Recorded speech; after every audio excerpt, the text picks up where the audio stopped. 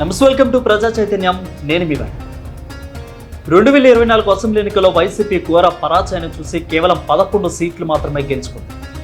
So దానికి తోడు కూడా కొన్ని ఎంపీ స్థానాలను సాధించుకుంది. సో ఇదే విధంగా ఎందుకు ఇన్ని స్థానాలు మాత్రమే సాధించుకుంది, ఎందుకు అంత 175 స్థానాలు, వైనాట్ 175 స్థానాలన్న వైసీపీ గతంలో 151 సీట్లు సాధించిన వైసీపీ ఇప్పుడు 11 సీట్లు మాత్రం ఎందుకు సాధించుకుందంటూ కూడా ఇక నేతల్లో, అదేవిధంగా రాజకీయ విశ్లేషకులు, అదేవిధంగా కార్యకర్తల్లో ఒక రకమైన చర్చలు అయితే జరుగుతానని ఇప్పటికీ కూడా ఆ సందేహం అనేది వేడటం లేదు.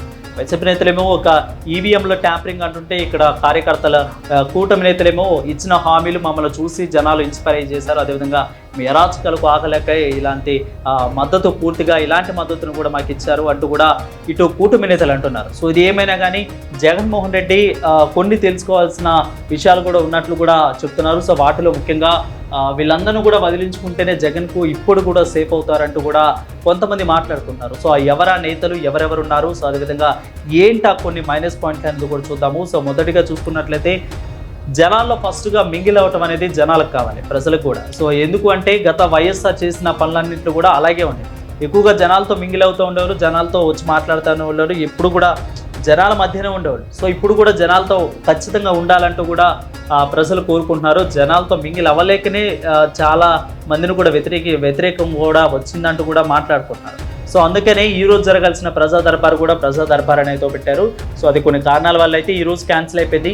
మళ్ళీ బెంగళూరు వెళ్ళి వచ్చిన తర్వాత కూడా పెడతారంటూ కూడా మాట్లాడుతున్న పరిస్థితి కనిపిస్తూ ఉంది. సో చూద్దాం మరి ఇక ప్రజలతో అయితే మమేకమయ్యే కార్యక్రమాన్ని అయితే శ్రీకారం చుట్టారు. మళ్ళీ పాదయాత్ర కూడా చేసే ఆలోచనలో ఉన్నట్లు కూడా తెలుస్తోంది. జనం మధ్యలోకి ఈసారి మళ్ళీ జగన్ వెళ్తాడన్నట్టు కూడా వార్తలు వస్తున్నాయి. రెండోదిగా ఎవరైతే తమకే అధికారాలు ఇచ్చారంటూ ఎవరైతే చెప్పుకుంటున్నారో అట్లాంటి నేతల్ని కట్టడి చేయాలి. సో ప్రెస్ ముందుకు వచ్చేసి, మీడియా ముందుకు వచ్చేసి పెద్దగా మాట్లాడేయటం, మిగిలిన వాళ్ళని బ్లేమ్ చేసేయటం, క్యారెక్టర్ అసోసియేషన్ చేయటం, ఇదంతా కూడా పార్టీ మీద ఎక్కువగా ప్రభావం పడే అవకాశాలు ఎక్కువగా కనిపిస్తూ ఉన్నాయి. సో అంటే టోటల్గా ఏంటి, పార్టీ వాళ్ళు ఇంతేనా, ఈ పార్టీలు ఎలాగే మాట్లాడతారా, ఆ పూర్తి పురాణాలు ఏంటి, అసలు ఈ మాటలు ఏంటి, ఈ వాక్చాతుర్యాలు ఏంటి, ఇలా అంటే ఇక అబద్ధాన్ని కూడా నిజం చేసేలాగా మాట్లాడేసేస్తారా, ఏంటి మాటలు అనేది కూడా ప్రజలు ఒక ఆలోచన అయితే వస్తూ ఉంది. సో వీటి వల్ల కూడా ఎక్కువగా ఇక మనకి మీడియా ముందు అంటే జగన్మోహన్ రెడ్డి కనిపించరు. ఇక పేర్లి నాని కానీ, అదేవిధంగా కొడాలి నాని కానీ, రోజా కానీ, అంబటి రాంబాబు, జోగి రమేష్, సజ్జల, ఇలాంటి వాళ్ళే కనిపిస్తూ ఉంటారు. సో ఎక్కువగా వీళ్ళే ఉంటారు. కానీ జగన్మోహన్ రెడ్డి మీడియా ముందుకు వచ్చి మాట్లాడిన సందర్భాలు చాలా తక్కువ. సో మీడియా ముందుకు వచ్చి తాను మాట్లాడుతూ ఉండాలి. అదేవిధంగా మీడియాతో కొన్ని సత్సంబంధాలు ఏర్పరచుకోవాలి. అదేవిధంగా ఎప్పటికప్పుడు జనాల్లో జరుగుతున్న మాటలన్నింటిలో కూడా ప్రజల ముందుకు వచ్చి ప్రజల తరఫున మాట్లాడుతూ ఉండాలి. సో ఇది చేయాల్సిన పని కూడా జనాలు చెప్పుకుంటున్నారు.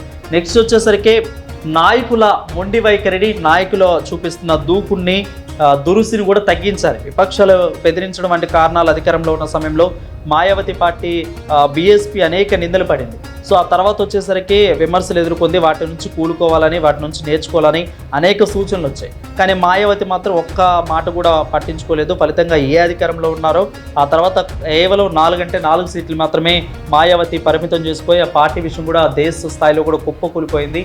మొదటి చరిత్ర దేశంలో కూడా. సో ఆ తర్వాత ఇదే పరిస్థితి వైసీపీ నాడు కూడా ఎదుర్కొంటూ ఉంది. ఇక దీనికంటే ముందు కరుణానిధి ప్రభుత్వం కూడా ఇదే ఉంది. ఆ తర్వాత వాళ్ళ తప్పులు వాళ్ళు తెలుసుకున్నారు. ఏది చేస్తే ప్రజలు దూరం అయ్యారు, ఎవరిని ఆదరిస్తే ప్రజలు హర్షిస్తారో తెలుసుకొని కరుణానిధి, మాయావతి లాంటి వాళ్ళు కూడా వాళ్ళు సరిదిద్దుకునే ప్రయత్నం కూడా చేశారు. తద్వారా కరుణానిధి మళ్ళీ అధికారంలోకి వచ్చి మాయావతి ఆ తర్వాత కాలంలో తను ప్రతిపక్ష హోదా కూడా దక్కించుకున్నారు. సో ఇలాంటి పాఠాలు దేశంలో అనేకంగానే ఉన్నాయి. మరి వాటి నుంచి కూడా జగన్మోహన్ రెడ్డి నేర్చుకుంటారంటే ఖచ్చితంగా నేర్చుకుంటారనే వార్తలు కూడా వినిపిస్తున్నాయి. సో పులివెందుల్లో కానీ, ఇటు పక్క నెల్లూరులో కానీ అయితే ప్రజలు, నీరాపు జనాలు, అదేవిధంగా ఎయిర్పోర్ట్లో జనాలు ఏ విధంగా అయితే మళ్ళీ సీఎం అంటూ చెప్తున్నారో, ఏ విధంగా అయితే జగన్ వెంట మేముంటాము అంటూ కూడా జై జగన్ అన్న అంటూ ఏ విధంగా అయితే వీళ్ళు మాట్లాడుతున్నారో, ప్రజలు ఏ విధంగా జగన్మోహన్ రెడ్డి వెంట ఉంటున్నారో అవన్నీ కూడా చూస్తే మనకి ఎగ్జాంపుల్గా కనిపిస్తూ ఉంది.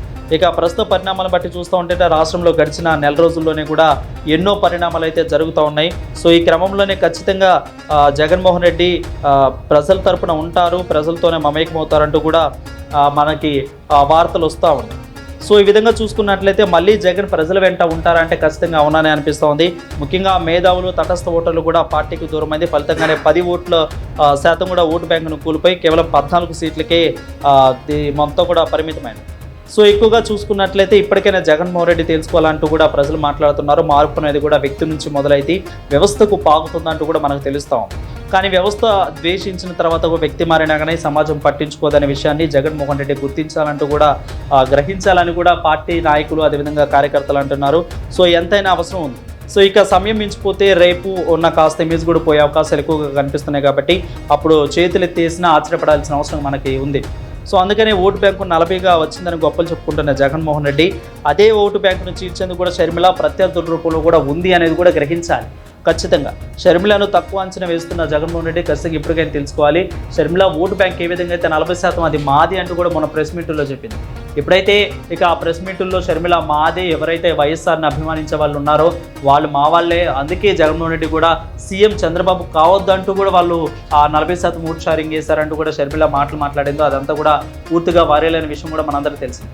సో ఇప్పటికైనా మించిపోయింది ఏమీ లేదు. జగన్మోహన్ రెడ్డి ఎవరైతే తానే అధికారాలు ఇచ్చారంటూ కూడా ఎవరైతే ప్రెస్ ముందుకు వచ్చి మాట్లాడుతున్నారో, ఎవరైతే గొప్పలు చెప్పుకుంటున్నారో, ఎవరైతే ప్రత్యర్థుల్ని తమ మాటలతో ఏకిపారేస్తున్నారో, ఇదంతా కూడా పార్టీకి మైనస్ పాయింట్ అంటూ కూడా పార్టీ కార్యకర్తలు ఇప్పుడు చర్చించుకుంటున్నారు.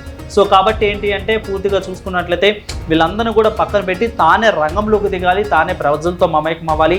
ఏదైనా కానీ ఎక్కడ తప్పు జరుగుతుందో అక్కడే తెలుసుకోవాలి, అక్కడే మాట్లాడాలి.